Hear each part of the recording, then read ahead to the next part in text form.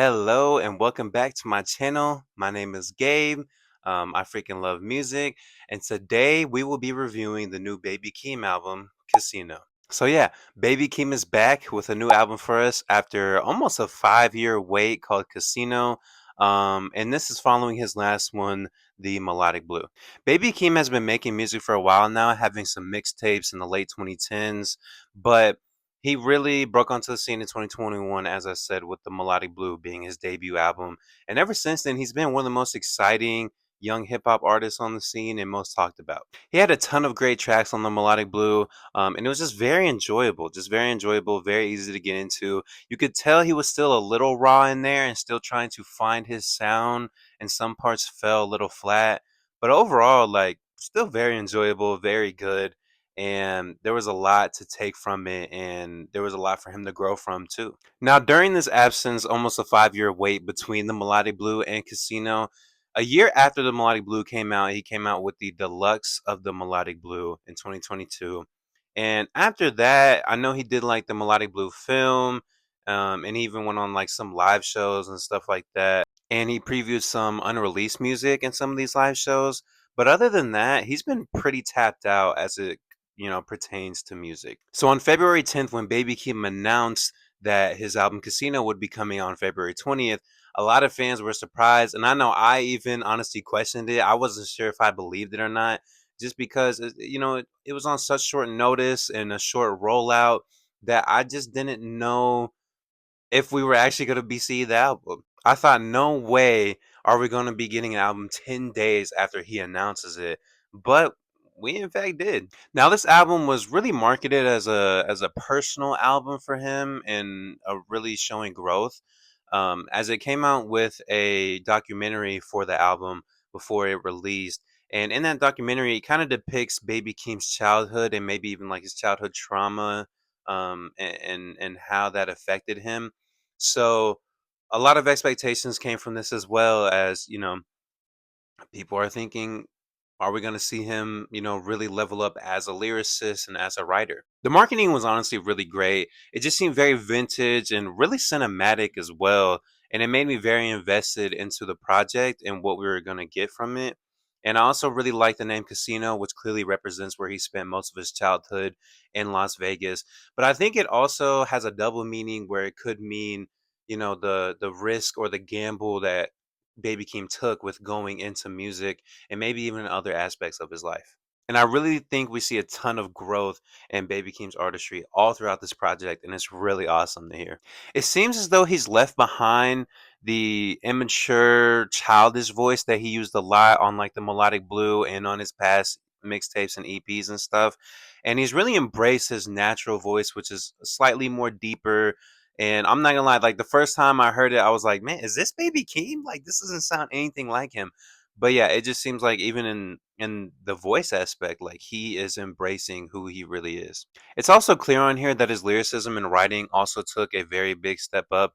He was never a bad writer by any means at all, but he just has much more storytelling tracks on here, and his writing just seems more impactful on a lot of other tracks on here, and it bleeds throughout. So like on the opener, No Security, which really sets the tone for the album, where Keem explains his sudden rise to fame and success and how complicated it can be, especially weighing on your real life, with family relationships and friendships.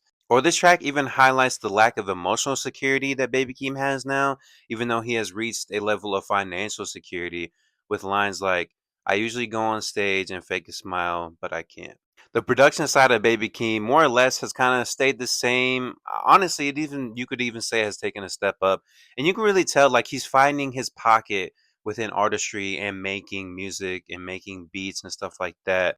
There just isn't any song on here that isn't produced well or doesn't have a really nice instrumental to it. There are also some really interesting features on here as well, as he has Kendrick Lamar showing up on two different tracks, one with Good Flirts, which also has Momo Boyd, and also on the follow-up track House Money. He also brought in Too Short for Sex Appeal and Shay Ekru for Dramatic Girl. So yeah, he's got something in there too. But other than that, it's kind of just Baby Keem all to himself. All right, let's go back to Good Flirts real quick.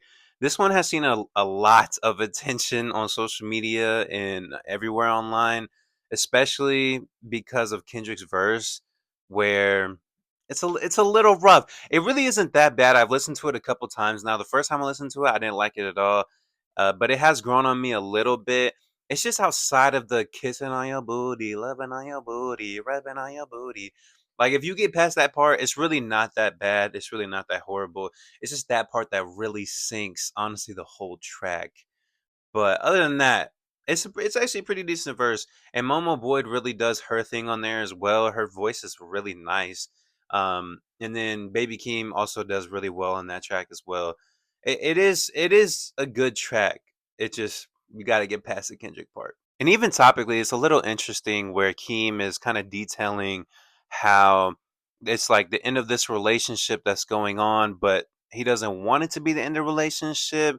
And even though it is the end of the relationship, it's not the end of the relationship, or at least the connection. It's a little complicated, but it is kind of telling to how love can be sometimes. Dramatic Girl also saw a ton of attention online from people loving it, but also a lot of like music nerds disliking it as well.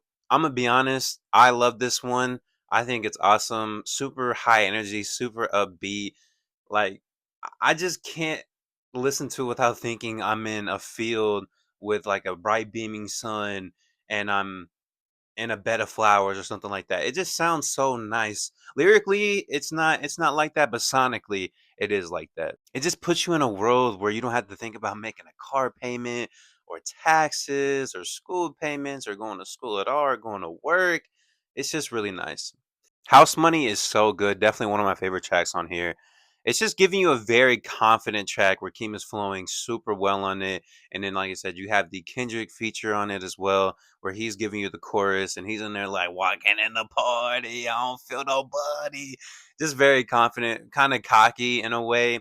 And I absolutely love it. So back onto Keem's lyrical ability. There were two awesome standouts when it came to lyrical ability, and it was I'm Not a Lyricist and No Blame. I Am Not a Lyricist just has a very soothing instrumental, and he really details his traumatic childhood and upbringing, and as well as familial dysfunction. And when I first heard it, I was really thinking he sounds exactly like Andre 3000. And on the second listen, it really just sounded like a tribute to him. And I did some research and I found out that it was, and I was really glad that I caught that. But yeah, it was kind of cool to hear him go into that little pocket too. And like I said, he had an amazing performance on that one. And No Blame is the closer here, and it's very, very personal to Keem, where he forgives his mother for his rough upbringing and dealing with poverty, and explaining how he had a very neglectful childhood, and his mother was pretty careless at certain points towards Keem. Even the production on this one is just very dark, and he really got the ambiance that I think he wanted to get across on this track. He also mentions how his mom would bring abusive men into the house, and at points CPS got involved, and his grandma had to really fight to get Keem back out of his mom's house. Yeah, just a very heavy track, very emotional track.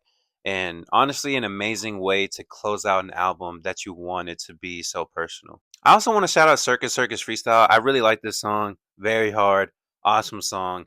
And I also love the part. This is the part I really want to shout out, where he emulates being a caveman. I just thought it was really funny, and I enjoyed it a lot. So go listen to that if you haven't heard it yet. Overall, this is a very good, very enjoyable album with honestly not a lot of lows. There's not any song on here that you can say is bad whatsoever, and there's a ton of highs. I do think it lacks in its cohesion. It's not as focused as I think you'd hope it to be, especially in an album that you want it to be so personal to you. It could have been a little more cohesive on that side. But other than that, it's very enjoyable. Like I said, so many tracks you can take from here, so much that he can grow from, even with it being so good. So I have a lot of hopes for Baby Keem in the future, and hopefully he doesn't take 5 years next time to drop another album. But since I enjoyed this one so much, I will be giving it a 7.7 out of 10. But yeah, thank you all for watching. I hope you really enjoyed it. If you did, hit subscribe, hit the bell, comment, tell me what y'all thought about my review, what y'all think about my score. If you disagree, let me know. Also, just know this is my opinion, and it's not personal. If you disagree, perfect. Go enjoy the album more than I did, or go hate the album more than I did. But yeah, I really appreciate y'all for watching. I'm stumbling over all my words right now. And yeah, I will see you guys in the next one. Peace.